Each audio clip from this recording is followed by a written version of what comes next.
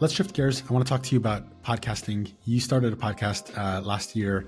I'm curious, why did you start and how does it affect your business, or is it just a passion project for you?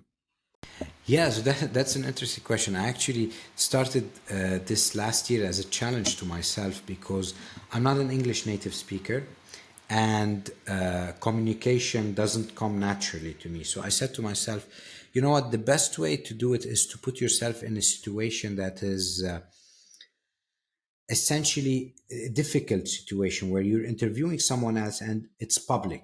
So one, you can go back and listen to it, and two, other people could give feedback, and that feedback could be in a form of more listeners.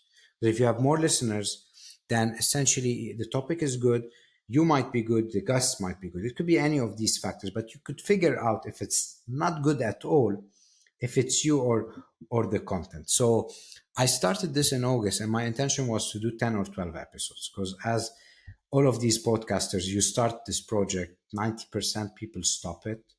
And I challenged myself. I said, 10, I record myself, I listen to myself, and then I'll see how things go. Now I've recorded, yesterday, I've recorded the 85th episode. So, one, I've improved.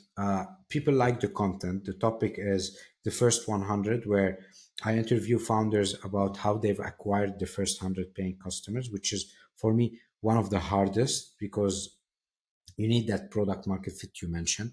And I've started recently attracting more guests that are prominent in nature.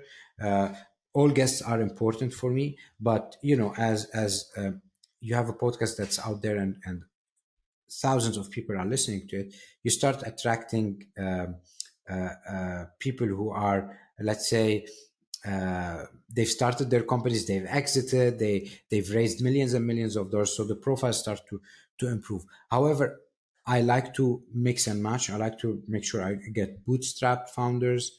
I like to get people who have exited, people who have raised billions of dollars, because there's always something you can learn from everyone.